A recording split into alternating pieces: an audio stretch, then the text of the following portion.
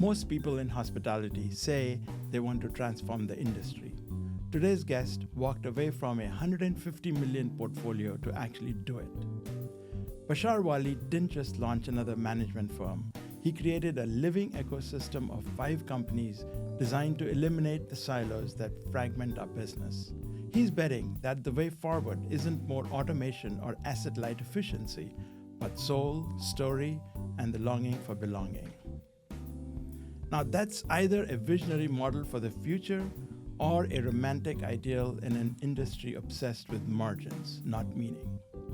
Today, we're going to explore how creating memorable, meaningful experiences drives profitability, not only on the P&L statement, but also in lasting value for guests and employees alike. I'm Arun Upneja, Dean of the Boston University School of Hospitality and host of the Distinguished podcast. Thank you for joining us today, Bashar. Delighted. Thanks for having me. So first, let's talk about the firm that you founded, Disassembly. So what is its mission and what are the services that you provide? Everybody tries to be everything to everyone sometimes and fail miserably. I sort of tell people I'm just a hotel guy. And my hope and goal is that if you've never done a hotel in your life and you wake up one morning and you say, I want to do a hotel, I want to be one of your first calls that you make to hopefully talk you out of it first, but then hopefully set you on the right path. And if you've done it for 20 years and you're thinking, I really need to do something different, I also want to be one of those calls. So think of all the services you need from inception to disposition potentially, real estate advisory, real estate syndication, hotel operations. I hate the word management, by the way. I could go for hours about how passive that word is and cold for an industry built on caring for humans, whether they're teammates or guests. You don't manage your kids, you don't manage your friends. So I hate that word. I just want to get that out there. I have a hotel design studio. I have a food and beverage, concepting and management business, and hopefully more things under that umbrella. But I'm never going to sell you furniture. I'm never going to do any of that. So think about it in the soft skills in hospitality that are arguably more art than science. There's a lot of great scientists out there. That's the space I want to play in. And it's exclusive to, we talk a lot about what kinds of hotels, and we segment them into upscale and luxury and upper upscale and select service. I say I'm in the memorable hotel business. If you say to me, I really want to create a boring commodity hotel so that if someone needs a bed and a shower, I could sell them a bed and a shower, I'm not your guy. There's plenty more people more qualified in that space with me. But if you believe that a hotel is more than a bed and a shower, then I'm your guy. I want to be able to help you create that magic that we talk about. That's far more art than it is science. So broadly, soft skills in the hospitality industry. I say that, and to your earlier comment, the P&L is quintessentially what we're in for, but there's not just one way to get to a great EBITDA. There's lots of different ways to get there, and I think we're learning the hard way that what we've done again and again isn't working anymore. Okay, so we're going to come back to that, the P&L, which is obviously very important. But so you are integrating real estate, design, management, which you hate, but okay, F&B. So all of these things under one umbrella. Mm-hmm. Most firms specialize. Mm-hmm. You're doing an all-in approach. That obviously leads to efficiencies, but it also leads to high fixed costs. And in this margin-obsessed business, how do you convince investors that this is worth paying for? And to be clear, those companies operate separately. They may use the same back office services, the inconsequential things, but it's different teams doing them because I agree with you, jack of all trades, master of none. There are specialists in the real estate side that are different than the operations side because those are two different mindsets. Food and beverage is a whole other animal. I've historically always said hotel people do only one thing to food and beverage, and that's screw it up. So having a specialist who understands that, I view myself as the common thread between them. They're under the same umbrella, but not the same company. So that's an important distinction because I agree with you. Then you have all these bodies sitting around waiting for the work to come, and you either end up losing a lot of money in the process, or you end up trying to cut cost and then not delivering the kind of service that you want. So it's not an easy task.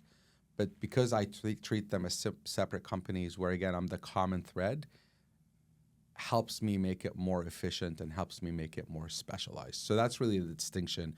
It's not just one company. they are different companies under that umbrella. And from the name, you could gather this assembly. It was about saying, I don't know everything. I want to find the F&B person who's going to complete that piece that's missing of my puzzle, or the real estate person, et cetera. So it was about assembling a great collection of incredibly talented people and bringing them together. Now, would you require companies who want to avail of one services from one side of your business to either all in or nothing approach? Absolutely. It's a la carte. You pick what you want. And the design studio that I have won't design every hotel I do either, because I also believe in chemistry. Some projects need their own separate teams. Just because I happen to be an investor in that company or control that company doesn't mean it's the best company to do the work, even for me. So I really think of them as completely separate entities. But if I come to you or you come to me, I'm happy to offer you the services. You pick what you want. One doesn't make the other necessary or mandatory. You could pick and choose. Okay, so you've now trademarked the phrase longing for belonging. I have. But your lead company is called Future Proof Investments. Mm-hmm. So how do you bridge the gap between that the thought behind that phrase versus this company? How do you pitch sold to institutional investors who want spreadsheets, not sentiments? It is puzzling to me why we keep thinking of those two things as mutually exclusive of each other. There's this idea also in charity that you can do well by doing good, right? And I'm saying, just because I am focused on the soft, emotional part of hospitality doesn't mean I'm not after the same end result. It just means I'm taking a different path to it. And my proposition is, when you go to a hotel, even for one night, my job is to make you feel like we are your people. You have arrived, because I think that begets loyalty. And we could talk about points and nauseam, and my definition of points being bribery, not loyalty. I win your loyalty if I make you feel that even for one night, you've arrived, you're home, we are your people, you belong. And the only way I can do that is through the emotion. And to me, loyalty, now let's flip to the other side of our brain, the mathematical capitalist side. Loyalty means you're going to come back to me and book direct. You're going to forego the OTA. You're not going to shop around for the cheapest because you feel that I'm your guy, right? When you go home to your families, you're not looking for the family who's going to give you the most. You're going to your family only because you're loyal to them. So I think fundamentally I'm taking a different path to get to the same place, and arguably a better place, because I'm eliminating this need for shopping around, so to speak, because I truly am focused on loyalty. Loyalty out of love and belonging, not out of bribery and points. Challenge me. I want you to challenge me. I see it in you. Well, so okay, let me switch back to, and I was going to ask you later, but I'm going to ask you right now. Everyone knows about your passion for hotel industry in Manhattan. You go to a different hotel each night, and you never stay at the same hotel every night. So is that how does, and let's say that you check in a hotel at 4 p.m. and you have a meeting across town at 5 p.m. So you go dump the stuff in your room and you're out, come back at 11 p.m. and you're checking out tomorrow morning. How does the hotel have an opportunity to create a connection with you?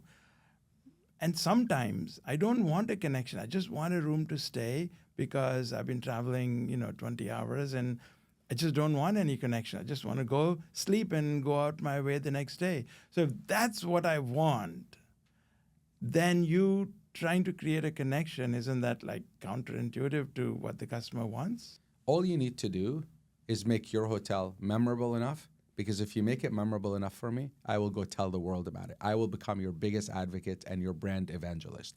So loyalty to me and belonging to me is about touching me in a way that enables me to take your example and use it elsewhere. But for guests day in and day out, your job is to create long-term loyalty. And again, people keep confusing this idea of connection with time and hugs and spending time telling you about the spa. And it doesn't have to be any of that. It could be invisible. Let me give you a real life example. I like my room, I call it morgue temperature year round. I want it 64 degrees. I don't care if I'm in the North Pole, I want my room 64 degrees. I travel obsessively. You would think once ever, and I'm top status on almost all the brands. And without naming one, I'm very top status on one of them. I've probably stayed in 500 of their hotels. They always brag about their databases and they know their guests and they have all this information on their guests. You would think once ever in 500 plus stays, once ever, one of those hotels would remotely from a desktop, they don't have to go to the room, change the temperature on my room to my temperature that I like and take credit for it. Leave a little note that says, you're crazy, it's winter, but your temperature's on 64 degrees, enjoy. If they ever did that once, I would literally be standing on public stations globally talking about how incredible they are and how they are my people because they cared about me and they showed that they took the time and effort to care about me. Not once, not once. Now, it's been done other places, mostly independents, and I could share some of those stories, but that's ultimately what it's about. And again, people confuse this. I tell people, back to the longing for belonging. I'm happily married for a long time. I go to a hotel sometimes, and I don't want to hang out in my room, but I have work to do. I don't want to go out. I want to go sit in the lobby next to you or next to anyone because there's warmth in that sort of human thing. We're sitting next to each other. I may never say a word to you, but the idea of a connection, that's a connection. I think of that as a connection. And I think that's where hotels fail is we want to automate it so much. Great, because that's what you want after a long day of travel, but I could still find a way to touch you. Electronically, by the way, I can do it with a bot if I'm smart enough about it to make you feel that certain thing. But we fail at it miserably because look, the world is no longer binary, right? We used to think everything was black and white, wrong and right, brand versus independent. It's not like that anymore. And what is meaningful to you is different than what's meaningful to me. So as long as I can push that, I love Maslow's hierarchy of need, as long as I can push that transcendence or self-actualization in any way, and I just gave you a simple, very automated example with the temperature, that's the kind of connection I'm talking about. Because that tells me we see you. You matter, you're somebody. You're not just another check-in, you are somebody. And that's the distinction because I agree with you. Some people don't want it. They want the fully automated. Great. I can't force what I want on you. I have to be emotionally intelligent enough to read my audience and give them what they want. What an indictment of our industry. All of these big chains, we won't name any of them, and not a single one is able to give Bashar a 64 degree. So next time he's checking into your hotel in New York City, please fix his temperature in his room before he shows up. Thank you. Thank you. Okay, so that's kind of like I said, it's pretty bad for all of these companies with huge databases. That actually points to another sort of complaint I have, which is even for highest tier guests like you who have stayed repeatedly and have the highest status, they don't really book the rooms or they don't really reserve or you reserve the rooms before you show up. So when you come in, whatever the best room available, they'll give it to you. Mm-hmm. That's pretty sad. That they aren't reserving the rooms. Yeah. I mean, look, I'm an operator. I get it. It's not that easy, right? The room type isn't ready. There's lots of excuses as to why. And again, I want to be sensitive and smart and not romantic, as you suggested earlier, about this whole thing. There are practical implications. Labor is really hard. We can't fill the positions. And if we do, it's a transient audience. They come and go. You can't really train them the right way. But in 2025, in the golden age of technology, we had the dot-com boom, now we have the AI boom. You would think these big companies, back to the data for a minute, I am shocked the big three, big four, big five, don't have literally 5 MIT PhDs, data scientists sitting there saying, okay, let's see everything we can find out about this guest and how can we use that information to his or her advantage, but then in a way that benefits us. To create long-term loyalty. By the way, all these people that are top status on this one, they're also top status on that one and that one and that one. So ultimately, they're not making their decision based on their loyalty. They're making it on convenience. But if you could find a way to understand their behavior and act upon said behavior. So again, I'm shocked that they don't have data scientists in departments studying how to dissect the data. But ultimately, being able to understand your guest thoroughly and figure out how to accommodate what they want is what's going to build that loyalty. And ultimately, the only way to do that is through really understanding guest behavior. It's less about what kind of mint I want on the pillow and more about what are the pain points. And I was going to mention, when I look to hire someone for any position, literally, I have two boxes I need to check. That's it. No offense to your school or my school or all the fancy schools. I have two boxes I want to check. I want you to have common sense, which sadly is exceedingly uncommon, and I want you to have emotional intelligence. And the idea behind emotional intelligence is when you walk in the door and I see you, the only training I want to give that employee is to look at you and judge, what does this guest, this human want? If I'm showing up holding my credit card and my license, dashing to you, don't tell me about anything. You should be smart enough to know this guy wants to be moved along. Someone else shows up with their bag and they're shuffling through their stuff looking for the credit card and they're complaining about their flight and their Uber and all of that. That person needs empathy. Right. So if we can find a way to really hone in on this idea of emotion, by the way, which is relevant to every aspect of our lives. It's relevant to relationships. It's relevant. When I walk into a store and I'm talking to a clerk in a store, I want to be emotionally intelligent to him and her like I would want them to me. I just think we focus on the wrong things. We've come to the world where we want our people to be robots, ladies and gentlemen serving ladies and gentlemen, rather than being humans. I tell my people, your job is to make someone feel welcome. How you say hello, who am I to tell you how to say hello? Because the ladies and gentlemen serving ladies and gentlemen, if I'm all formal and good afternoon, sir, you may turn me off versus someone who wants to be greeted warmly. And ultimately, again, those are the moments that I think create loyalty. You know, it's very interesting, this talk about human connections and emotional intelligence. So you probably believe that common sense and human emotional intelligence cannot be taught. Common sense, I believe, cannot be taught.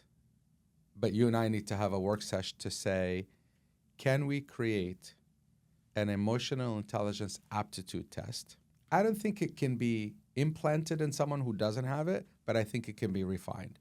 So I would like I would like BU to be the school that creates the first test for emotional intelligence aptitude. And when you take that test on the application, if you fail it miserably, you're going to rank very low in my hiring criteria. There's another interesting thing I learned recently, and I forget her name now, the scientist who says, we humans, you could be a CIA agent for 50 years and you still cannot help yourself. There are micro expressions we make in our faces that are just common to all humans regardless of language. And if you truly understand those and learn from them, it's a game changer. For example, the one I remember, if I'm talking to you and I'm selling you something, selling you anything, by the way, including myself, even in relationships, the minute your pupils dilate, you've already bought what I'm selling you. And if I can look intently in your eyes and not be distracted on my phone or thinking about the next sentence, the minute your pupils dilate, I should stop talking because you've already bought what I'm selling you. Our problem is we don't, and we keep talking, and then you gloss over and I lose you. And there's 100 of those micro expressions, like literally how your nose moves and how your lips and eyelids move. I would rather spend my time focusing on that. Assuming, again, technology has become so easy, you don't really need to. People are checking in themselves. I don't think you can teach common sense. And I don't think you can implant emotional intelligence if it's not there, but you can refine it if it's there. All I need is a hint of it, and I'll help refine it. And the best way to do it is to model the behavior. And I say, if I expect you to be warm and friendly to everyone who walks through the door and you work for me, what message am I sending to you if I don't treat you that way? And if I'm not paying attention to your micro expressions and your emotions? And I love this simple example where we tell our employees, that bathroom floor in the lobby, I better be able to eat off the floor, but your bathroom can look like a war zone. Again, what kind of message are you sending? So often we preach, but we don't practice, and that's lost. And generationally now, like this next generation, Z or Alpha, they're not going to listen to you, right? Like, don't expect them to unless you treat them like they want to be treated. Right. Okay. So I've got to be careful here. I'm getting so wrapped up in your answers. I'm forgetting. But so one I want to get back to the human connection. And interestingly, with LLMs and AI coming in, I think a robot you will be able to program a robot to have that common sense and to be able to read those expressions much better than human beings. So the micro increase in the pupils, the small twitching of the nose or the skin, dilation, whatever, which we cannot even, I think they'll be more perceptible to these than any human being can. My theory on this, and again, I'm an early adopter, like I talk about tourism, by the way, and I say, look, we're relatively AI immune for the time being. not never, for the time being, you can't feel the sand between your toes or feel the ocean water spray on your face unless you go there, stand there, and experience it yourself. Someday, we will lie in bed, put a VR set on our head, and we will get that feeling. Someday, not today. Right. I, for the time being, somewhat disagree with you. Yes, you can have a camera that can read that expression and tell you pupils dilated, alarm, stop talking. I get it. I think for the time being, emotional intelligence, not common sense. Common sense is easy because common sense is fact patterns. If 1 + 1 = 2, then do this, right? That's fact to me is how I think of common sense. Emotional intelligence, in my opinion, for the time being, is exclusive to mammals. I don't think we'll ever get the kind of warm and fuzzy I get from mammals, a dog, that I would get from a robot dog, from a human that I would get from a robot human, even in human skin. Dolphin for that matter, right? So it's really exclusive to mammals. I'm not saying never, but I think it's going to take a long time before robots, and if robots now have emotional intelligence, we don't need humans anymore, right? I mean, ultimately, that's a bigger conversation, but I will say for the next 10, 15, 25 years, until the technology becomes so advanced, we can use AI to help us mitigate the need for humans to pay that much attention because we have a transient population, and maybe there's cameras as you walk in the door that immediately give me a warning that says this guest coming in is not happy, right? I treat them accordingly. But I think emotional intelligence, for the time being, is exclusive to mammals. I hope. So I hope we can probably use technology. In the old days, I used to say, when a guest is approaching you, let's say you are in a restaurant, in a hotel, and they have the key in their pocket, and so on your host stand, it'll display what room this guest is in. Better yet, on that subject, if I may, I have friends at Getty's design group working on a project called the Hotel of Tomorrow. This can happen today if we decided to make it happen. Right. My phone is in my pocket. Literally, when pick a distance, half a mile away from your hotel, you should know I'm coming. There's a system that will tell you I'm coming. Right. Retail, by the way, I no longer look at hotels for inspiration. For what's next, I look at retail. Because retail was at the verge of dying, and they had to reinvent themselves. And back to what I was saying earlier, necessity is the mother of all inventions, is they really had to survive and created all these things. You think about Instagram, we jokingly talk about it. I think about skis. I get skis in my feed. I press a button, I've bought skis. Brilliant what they've done. So this Hotel of Tomorrow, the idea behind it is my phone is in my pocket. You know I'm approaching. When I walk into the lobby, you know who I am. A photo of me pops up. You shouldn't tell me anything. You should say, keys on your phone, done, keep walking. When I walk down the hallway, I like the smell of gardenia. Gardenia will spray in the air. The art on the wall will change to my liking. The lighting will change to my liking. When I walk in the room, the temperature will go down automatically. The TV will come on BBC, which is what I like, and it'll be on. That technology exists today. As you know, as an industry, we're generally late adopters. I think all these things are coming, and it's going to make the experience better and better. The fundamental problem with all of this, however, in my opinion, kind of like cool design. So I was early in the indie hotels, and all we had to do is serve you local coffee in the lobby, and your mind was blown because no one else was doing it. Well, now the Hampton Inn has rotating art galleries. Caption by Hyatt has a tattoo artist in the lobby. Cool has become ubiquitous. The playing field has been leveled.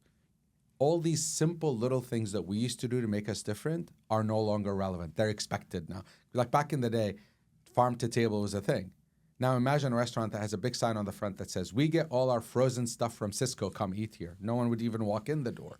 So what was once special has become a table stake. So the only way, in my opinion, that we can differentiate is that the one thing that we control the most, and that's the emotion. And hospitality isn't what you do or what you deliver, that's service. It's how you make people feel. I know that you've said at one point that we are in retail business. Now, that's a provocative statement for someone who champions vulnerability and human connection. So is that your candid truth, or is that somehow you're trying to future-proof hotels? How do you reconcile those two? I love these tough questions. Well done. We are absolutely in the retail business. We erroneously keep saying we're in the guest service business. Guest service is what we do to accomplish the goal of selling my perishable inventory. I have a room for sale tonight. If I do not sell that room, it is gone forever. It's not like a t-shirt that if I don't sell today, I could always sell tomorrow or the next day. That room on this date is gone forever. Now, in order to be a successful retailer, you need an angle because everybody's selling t-shirts. How is your t-shirt different? And the only way you can make your t-shirt different without losing your behind on the bottom line by throwing more marketing dollars or more quality and more. And you're seeing this in some of the brands, by the way, now. Like some of the brands that were solid 3.5 star, they're not happy with 3.5 star, and they keep on upgrade and upgrade and upgrade, and it all gets diluted at the top, and everything becomes the same. So if you want to sell a t-shirt, well, I'll use this example from retail. And please, ladies, don't hate on me for this. And if the boyfriend's, husband's, spouse's, partners are hearing, don't blame me for it. What is the difference between a Birkin bag and a Coach bag? It's a vessel that holds your things made out of leather. Right. One is $30,000, one is $300. But when you hold that Birkin, it makes you feel a certain way. What's the difference between a BMW and a Toyota? It's the same thing. It provides the same function. It takes you from point A to point B, but one makes you feel a certain way when you're in it. So we've managed to sell the emotion of the thing more importantly than the thing. And I think similarly, a hotel becomes more valuable if it made you feel a certain way. Not just on the quality scale, but even broadly. When you have two hotels side by side, equally qualified, equally designed, equally, the one you're going to go to is the one that resonates with you more. When you make friends, you can take twins who are identical in every way, including education, and they're going to be different personalities. So the way you sell more of your t-shirt is the personality and the feeling that t-shirt gives someone when they wear it. That's how I think about how you differentiate yourselves. Because otherwise, we're having this race to the EBITDA bottom to zero, because the only way we know how to compete with the next person is to throw more things, which is unsustainable ultimately. Yet the one thing that really doesn't cost us anything, we continue to ignore, which is, again, focusing on our teammates. Marriott's quote, by the way, has never been more true than today. Take care of your people, who will take care of your customers, who will take care of you. We've forgotten the take care of your people part. We're only focused on taking care of your customers, but everybody's doing the same thing. So how do you win? Okay, so I'm assuming, just a quick follow-up on this. So when you say longing for belonging, you're obviously also including employees. 100%. More importantly than guests. And forgive the French. I'm working on this. I love coining terms. Give us shitability. You and I have two hotels side by side, equal in every way. In every way. What you pay and the benefits package and all that stuff is market driven. You can't pay less than market. You kind of have to float with market. And if you do more than market, you're resetting the market and driving yourself and your competitors down to zero. So I say, similar to the idea of how do you make a guest feel when they come in, why should I pick you over his hotel? Your values need to align with mine. I need to know that you stand for something more. I love Simon Sinek and the idea of, don't tell me what you do, don't tell me how you do it, don't tell me where you do it, don't tell me any of that stuff. Tell me, why do you do what you do? And if you don't give employees a reason to care, you're just a commodity. I need a job, he has a job, and he has a job. Well, I'll just pick the one that I feel. But if you resonate with me through your actions, not your words, this is not a marketing campaign. And you can't please everyone, obviously, but you have to stand for something and believe in it. People use the word authentic too often. I hate that word. It means nothing anymore. Authenticity to me is an unapologetic point of view. If you're going to care about the environment, do it. Don't talk about it, do it. If you're going to care about your local community, do it. If you're going to care about your employees and read their micro expressions and read their emotions, do it. Because that becomes, so it creates inertia and it becomes reputationally the place to go to. So ultimately, everything we're talking about, I don't distinguish between a guest and an employee. They're the same. I'd argue the employee is far more important because without them, the guest doesn't get anything. So yeah, all that applies to the employees, absolutely. And it's a value system. But you just have to have a set of value that you practice, not you preach only. You have to practice that people will connect to, and not everyone, but at least now you stand for something. Okay. Let's move on to, you built your brand on being a rebel, but rebels tear down from the outside, whereas you are now building from the inside with capital, partners, staff. And so are you still disrupting, or are you laying a new foundation for how we need to do our business? I hate the word disruption. We use it too loosely, right. And what does it really mean at the end of the day? what we do is not rocket science, right? I mean, really think about what we do. It is definitely not rocket science. So I do not think of myself as a disruptor. I'm just a loudmouth who says things that others are afraid to say. When I call, again, the demise of big brands and the ubiquity of everything we do and this sort of copy-paste mentality that everyone does, I think being more open-minded about doing things differently and not doing the same thing we've done for the last 100 years and expecting different results. The traveler profile is changing. I'll give you another example. Young families are affluent. They want to travel with their kids, and they're now relegated to either amenity-less Airbnb because it's more conducive to their travel, or sole less extended stay. Yet they have lots of money and discretionary right to spend. Why aren't we focusing on them? Well, because we've never done kids before. We're a business hotel. Well, what does that mean? Why aren't we focusing on that group? Why aren't we focusing on women travelers? Why aren't we? So we use the word disruptor. This is very elemental. There's nothing disruptive about it. The only times our industry has been disrupted thus far, in my opinion, since the beginning of time: internet, which disrupted everything; Airbnb, which taught us how to be more on our feet; and I think AI will, in due course, is the next sort of internet. It will disrupt what we do. But ultimately, nothing we've done, because the business at its very base, it's simple. We have someone who needs shelter, we provide shelter, but shelter is a commodity. We've learned that we can't be in the commodity business because we'll lose. Right. So we've become experiential. And that's what we're after now. So I don't think I'm a disruptor, and I think I'm just sort of saying I'm on the inside. I didn't study this academically only. I went to hotel school, but that's not where I'm on the ground watching what's happening. And I'm a keen observer of human behavior. I hate trends. Trends, by definition, have a shelf life. I'm just watching how generationally people are interacting with this hotel experience now and what they're looking for. And I have my eye on what they want. I want to go back to AI, and you said that that'll be the third disruptor in the future. So over time, AI is replacing human labor. Even at this point, a huge percentage, 60, 70% of hospitality tasks can be done by AI. But you are saying that tech should serve humans and not replace them. But my question is, at what point does that become unsustainable, where human beings are just so expensive in terms of labor that you have AI doing better jobs? So at what point do you think that'll happen? I've often said, and continue to, technology should remove friction. If I today need 3 people at the front desk, I know I won't need all 3 soon enough, because technology is, AI is, as you know, AI has been around, machine learning, et cetera. Right. We're just using that term broadly. Robotics, by the way, are real. I was talking to someone earlier about how this company has finally figured out the issue with dexterity with the robotics, because they can't carry a lift. They're using octopus as an example and doing this sort of tentacle kind of thing that folds around, that can pick up an egg and move it around. There will be a robot who will make the bed one day and clean the bathroom. Like, they're already there, but it's going to get further and further refined. But the idea eventually is, if I literally can walk into a hotel that has 0 people in it, and I think ultimately removing the humans completely will eliminate the idea of feeling and emotion and Maslow's transcendence.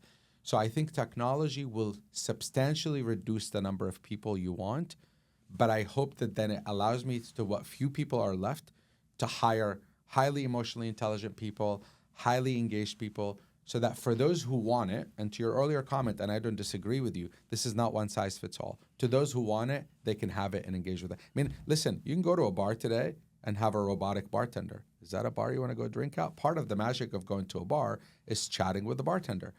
Do I go to Starbucks or my coffee shop and spend $8 on a latte that I can press a button at home and get because I need caffeine, my drug? No, I do it for the experience of going to the coffee shop. Sean McPherson, one of my hotel heroes, he's responsible for our great hotels in New York, said, look, we go to these places, restaurant, coffee shop, hotel, because we need a respite in our day. And a respite in our day that is completely humanless, it's not a respite anymore. It's a commodity. That coffee that I'm going to go to the coffee shop and press a button to get, I'll do it at home, press a button and get it. So what's interesting about AI for me, removing the friction, the most interesting thing I'm spending time on right now in AI is true dynamic pricing. Let's use this example. I want a latte at 10 a.m. It's $8. You want a latte, but you can't afford to pay $8. That latte should not be $8 at 2 o'clock in the afternoon. You should be able to buy it for half price.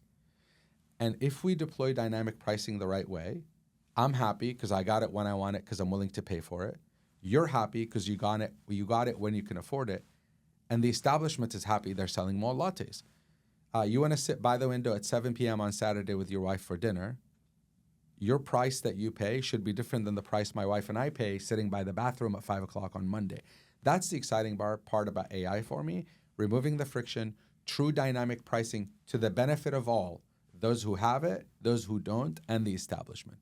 But this idea of becoming fully automated, you're like, a hotel is like a vending machine. I need a bedroom, I go get a bedroom. If that's what you want, and some people will want that option should be available. But when we talk about experiential, to me, experiential is human. Think about this. You could right now, I was at a baseball game on Saturday, Yankees Sox, and this girl sitting in front of me who saw me looking at her eventually was literally talking to an AI bot, lovey-dovey. Is that the future you want to live in? And I am not being romantic about my Gen X or anything like that. I get it. Technology is great.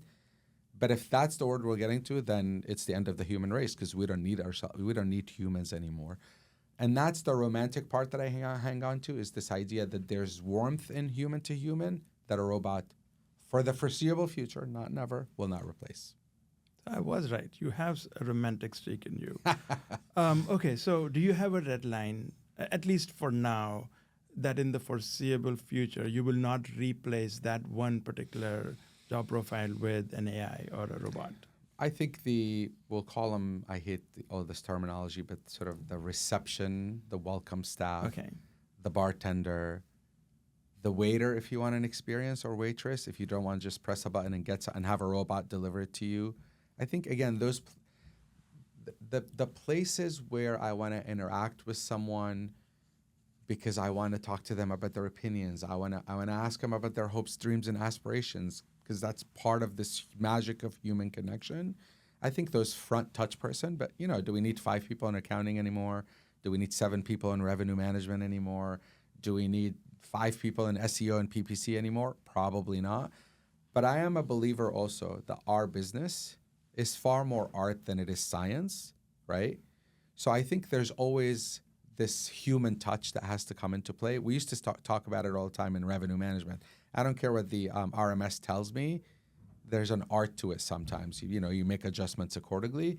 But I think a lot of the sort of repetitive accounting, data entry, all that will go away. And part of the magic, again, if I need 5 people to help me understand who's walking through the door, I don't anymore. I need one person to act on what the system gives them and verifies it. So for those who believe a hotel is a commodity, and there are those who believe that, they can have it. But anyone else who wants more than just a commodity, I think you still need that. Knock, knock, who's there, give them a big hug and welcome them in, and then let them do their thing. So at the end of the day, what I hear from you is that if it becomes a commodity business, then it's just going to be, okay, what is the cost? What is the return on capital you want? And that's the price. But you think that with this human connection, you can drive better returns. 100%, because the value proposition increases and you're willing to pay more for something that makes you feel a certain way than just, again, back to the fashion example and the car example. If you think of, and some people do, and again, there's no binary here. Some people say a car is a vessel that takes me from point A to point B. I don't care what it is, what year, what color, what brand, what make. I just want it to be reliable, and I want to understand my cost of ownership. If that's what you want in a hotel, price and location, have at it. That's okay. Anyone else who wants more is going to look for that, because what else? Remember, when you're buying a hotel, $100 or $1,000, you're taking nothing home with you. Maybe you steal some towels, but you're taking nothing else home with you. And if I don't leave you with a memory, what's the value? Like a car you buy, you buy a watch, you have something tangible that you keep with you. But going to the theater, really that is the example, right? I think of hotels as theater. You're going to the theater for the experience. You're not taking anything home with you, not one thing but that memory and the experience. And a theater without actors, why are you going there? Right? I mean, that's sort of how I think of it. So okay.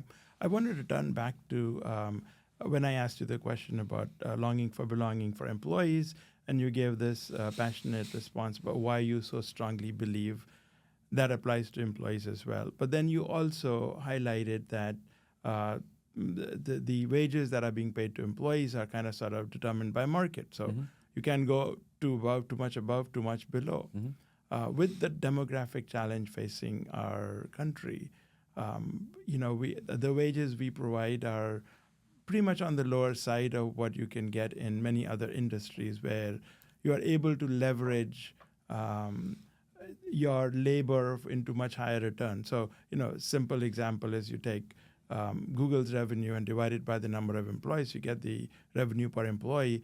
It's going to be many orders of magnitude higher than the average revenue per hotel employee that you can get. So how do we then, in this demographic marketplace, attract and retain high-quality employees, those with common sense and those with emotional intelligence? This is a very big question, as you know, that inevitably is going to go political. In the United States of America, we've created this culture that everyone insists their children go to school, college, and now when they go to college, they all want to be investment bankers and lawyers. Nobody, I've never met a person who said, oh, I really want my kid to graduate and go clean hotel rooms. So the answer to our labor woes today, unfortunately, the only answer is immigration. We're desperate for them. We want them. No one in our country wants to do it. We're not having enough kids in this country anymore, so the labor pool here is shrinking. So until we fix immigration thoughtfully and methodically, and I'm an immigrant, I came to this country legally. I think legal and thoughtful immigration is the way. I do not want wide open borders, come one, come all. We need immigrants in this country to do these jobs because we're not doing them. We don't want to do them. Our children don't want to do them. So that's on sort of the lower end of the market scale, and it is a market wage, and it is a very complicated question because in a lot of these cities, even at the living wage that we pay, I'm on the West Coast, we pay very healthy living wages. Forget the minimum wage. It's not even a conversation anymore. It's not enough. And this goes now to the demise of the middle class and the cost of housing and all these issues that I'm not even remotely smart enough to address. But again, back to my example, if you and I have two hotels side by side, we pay the same, we give the same benefits, we do. The only thing I can do different than you that doesn't cost me any more money is to actually care for my employees, treat them with respect, ensure that their needs are attended to. So we're starting to think about it in different buckets. And we say there's generally three buckets. There is the person who wants growth in career and loves this industry. There's the person who wants a stable job. They want to know the reliability of the schedule, the reliability of the work, the reliability of the pay. That's all they want. On demand. Go to work when you want, stop working when you want, go back when you want. That's what they're getting used to and what they're seeing out there. And back to AI and technology and disruption, we keep using technology, always thinking guest-facing, but we ignore the teammates facing. So I believe, and again, by the way, I want to be clear, what I preach isn't what you find at every one of my hotels. This is all aspirational for all of us, me included. These are complicated issues. But I really think we need to figure out how to use technology to attend to our different, you can't make everyone happy, but I sort of, in my opinion, broke those buckets for you, how I see them.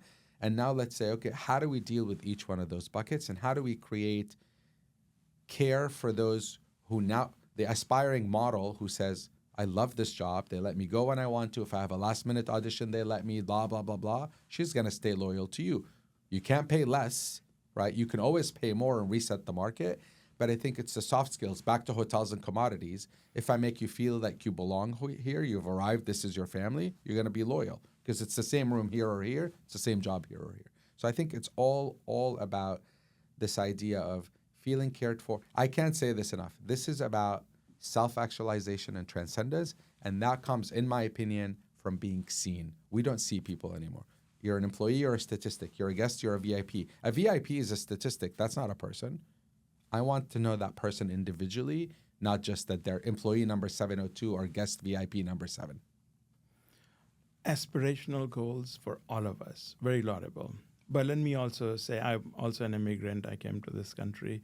I think the point you made about the demographics, if you look at the replacement, the number of babies born per, we are below replacement. And We just have to look at other countries that are way below us to see what's happening in those countries. Japan. South Korea, and pretty much all of Western Europe. So, okay. And again, immigration is, we're not going to go make people all of a sudden have 7 kids. That's not going to happen. Yeah. Legal, thoughtful immigration. This country is built by immigrants from its very inception. And we need them to continue to grow and continue to be the great power that we are and the great bastion of hope for the world that we are. We should be all honored and lucky that so many people are knocking on our doors and want to walk in. We want them. We need them. Right. Okay, so after this heavy discussion, let's loosen things up with a quick fire round. First thing that comes to your mind, a word or a phrase, doesn't have to be a long answer. In fact, it shouldn't be long. What's the strangest hotel amenity you've ever seen that has actually worked? Walk of Shame kit at the Roosevelt Hotel in Hollywood. Don't bring your kids there. I think it's a brilliant idea, well done, except when you bring your 8-year-old daughter and she asks you what a walk of shame is. It has a T-shirt, a toothbrush, flip-flops. I thought it was brilliant. If you were a hotel role, GM, bellhop, concierge, housekeeper, who would you be and why? I loved being a front office manager because it was the most guest-facing, guest-engaging. It was never a dull moment. I got yelled at a lot. I got things thrown at me a lot, but it was such an incredible experience. And I had a rule with valets that if there are 10 kinds of cars that showed up, I'm the one who parks them. That was a lot of fun. One thing almost every hotel gets wrong, other than not getting the 64 degrees. Overthinking what we want when what we guests wants is really, really simple. We just want empathy. When I show up off of a red eye and you tell me check-in is at 3, I just want you to care that I'm exhausted and I've been on a red eye. You don't have to do it. All you have to do is convince me enough that you care. You don't actually have to do anything about it. Yeah, you're being very polite. My reaction would have been a little bit more extreme. Okay, the last question. Hospitality buzzword or phrase you would ban forever, and what would you replace it with? Disruption, and I would replace it with critical thinking and innovation. Fantastic. Bashar, thank you so much for sharing your vision and challenging us to think differently about what hospitality can be. It is a true pleasure having you on Distinguished, as well as your multiple visits to our school. We are grateful. Delighted to be adopted by you guys. Thank you. Whether Bashar's approach proves to be the future or a philosophical outlier, one thing is clear. He's forcing us to reckon with what hospitality is really about. That's the purpose of Distinguish. To ask sharp questions, hear bolder ideas, and provoke the kind of thinking that reshapes our industry. To our listeners, no matter where you are in your journey, let this be a reminder that hospitality is more than service. It's about how you show up, connect, and lead every day. Join us next time on Distinguished as we continue learning from leaders who are reshaping hospitality from the inside out. If you want to join the conversation and share your thoughts and suggestions, email me at shadean@bu.edu. That is shadean@bu.edu. This episode was produced by Mara Littman, marketing by Rachel Hamlin, technical assistance provided by Alex Dienst, and production by Jason Jose of Cocoon Media. Special thanks to the entire team at BU School of Hospitality. To keep up with Distinguished podcasts, be sure to subscribe wherever you listen to your favorite podcast. You can also learn more about experience innovation in our undergrad and graduate programs by visiting bu.edu/hospitality. I'm Arun Upneja, Dean of the BU School of Hospitality, wishing you a great day.